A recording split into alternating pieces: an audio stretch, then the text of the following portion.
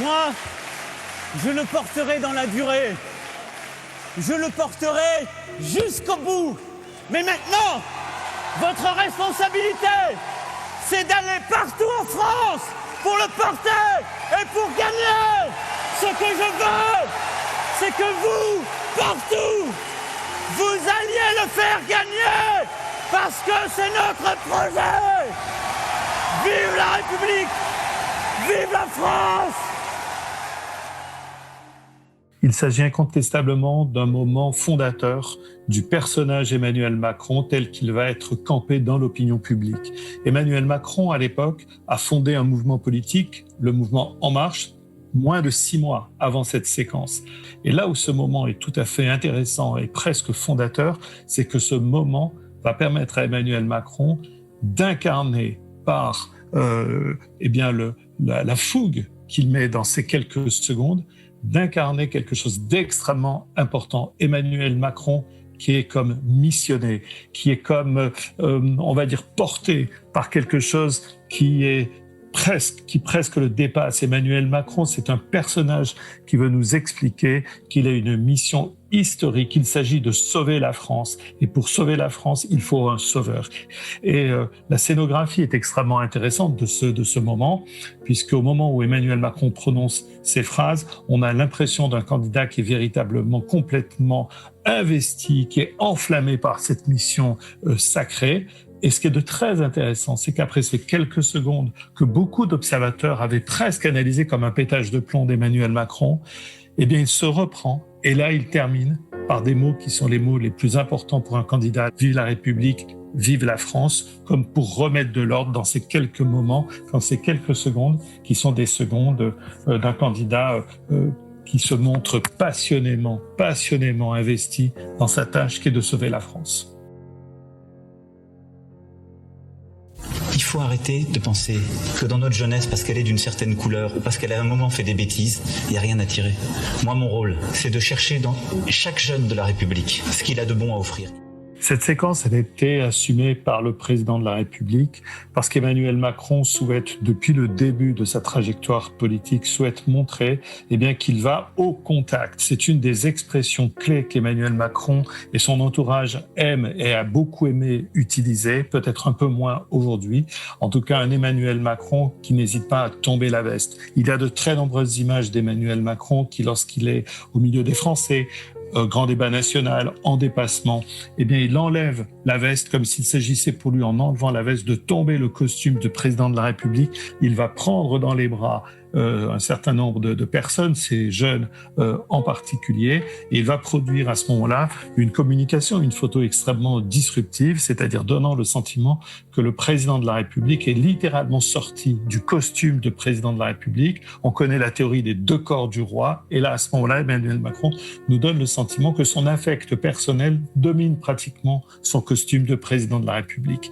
Cette image va être assumée par le chef de l'État en disant, je suis comme cela.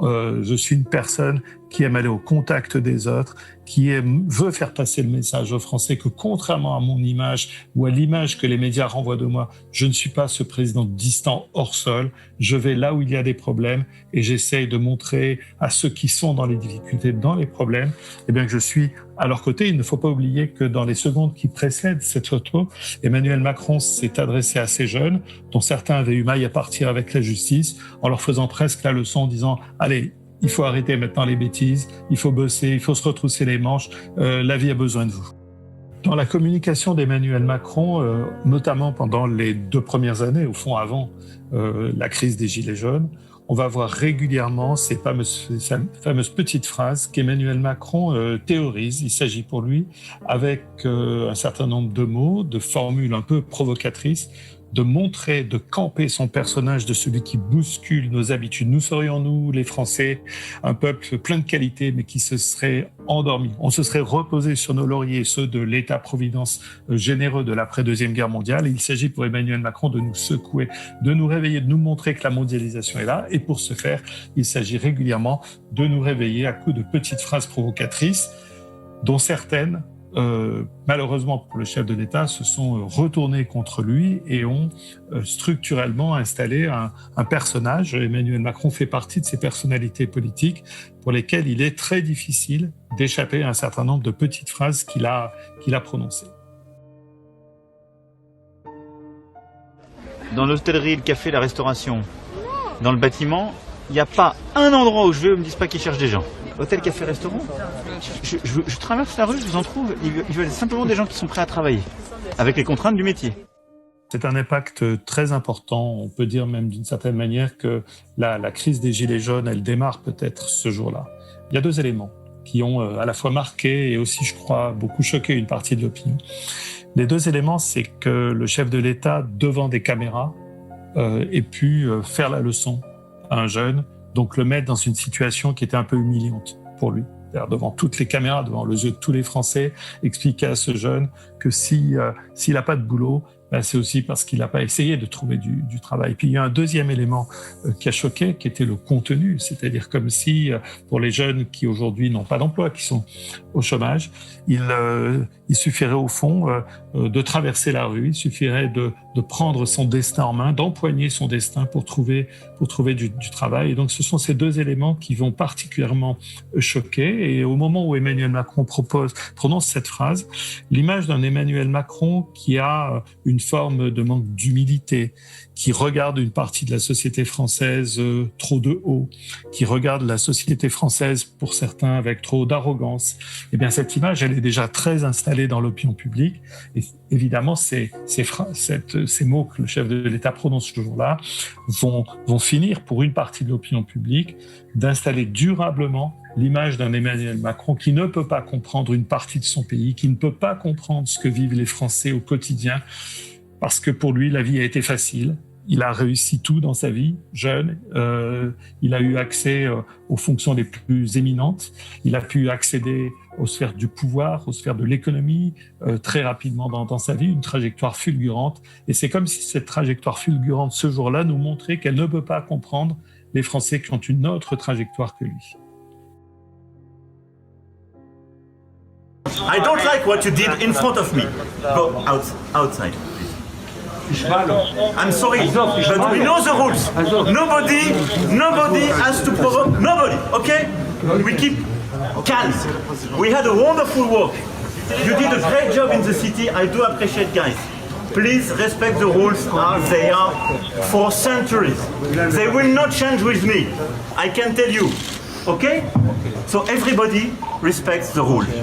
Il est certain qu'Emmanuel Macron a toujours voulu inscrire ses pas dans ceux de grands personnages historiques. Il a un rapport à l'histoire très important. Et ce jour-là, ce qui est tout à fait extraordinaire dans la séquence, c'est qu'Emmanuel Macron va, par le fait d'une visite à l'église Sainte-Anne à Jérusalem, eh bien, il va presque imiter Jacques Chirac, comme par une sorte de mimétisme qui vient sur lui et qui l'amène à utiliser à la fois la même posture que Jacques Chirac. Il faudrait laisser le président de la République aller là où il le souhaite, à Jérusalem, ce jour-là, à l'intérieur de l'église Sainte-Anne. Mais surtout, ce qui est tout à fait extraordinaire dans cette séquence, c'est qu'Emmanuel Macron, qui maîtrise plutôt bien la langue anglaise, va se mettre à parler en anglais avec un accent que l'on caractérise très souvent comme étant l'accent français typique d'un Français qui parle anglais, et d'une certaine manière, de ce fait, va se situer dans cette tradition et va susciter chez nous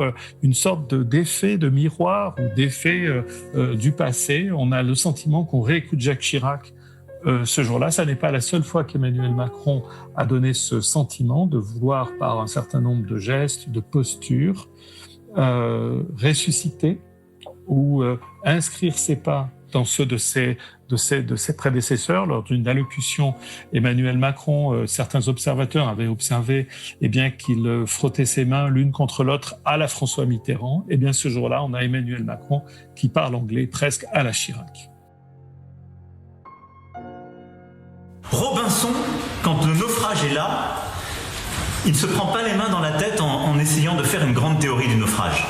Sinon d'ailleurs, nous n'aurions jamais écrit le récit de ces miracles.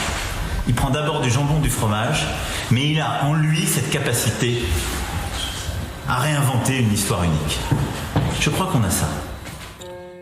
Cette séquence se situe pendant le confinement, le premier confinement, presque à la fin du premier confinement. Emmanuel Macron dialogue avec les milieux de la culture, on va dire, des arts et de la culture. Et Emmanuel Macron est en compagnie ce jour-là du ministre de la Culture de l'époque, Franck Riester, qui est assis à sa droite. Et ce que cette séquence nous montre, c'est un Emmanuel Macron qui sort de son personnage de président de la République, comme si l'intellectuel qu'il est ou qu'il veut être, l'homme de culture qu'il est et qu'il veut montrer qu'il est, eh bien prenait le dessus pratiquement sur son rôle de président. Il est en bras de chemise, mais il a tombé la veste, mais contrairement à beaucoup de situations où il reste les boutons de manchette boutonnés, eh bien Emmanuel Macron a relevé ses manches. Il a les cheveux relativement ébouriffés. Il se passe régulièrement les mains dans ses cheveux. Il a de grands gestes avec ses mains et ses bras. Et c'est comme si Emmanuel Macron, ce jour-là, voulait passer comme message, eh bien que la culture, les choses qui touchent aux arts, à la culture, au théâtre, au cinéma, au musée, eh bien ça fait réfléchir. On passe ses mains dans ses cheveux, tout est compliqué. Et surtout, Emmanuel Macron, ce jour-là, effectivement, a les idées relativement confuses. C'est ce jour-là qu'il va prononcer cette fameuse phrase « Il faut savoir enfourcher le tigre ». Expliquant que lorsque Robinson Crusoe veut survivre, eh bien la première chose qu'il fait, c'est d'aller à la cave chercher du jambon et du fromage. Et donc on a effectivement une séquence absolument curieuse. Et ce que j'ai toujours beaucoup aimé dans cette séquence, c'est peut-être pas tant le président de la République que le ministre de la Culture, qui est assis à sa droite et qui, par un jeu de regard, nous renvoie son étonnement de voir le chef de l'État dans cette posture. Et l'une des séquences les plus intéressantes, c'est le moment où le ministre de la Culture va croiser les bras.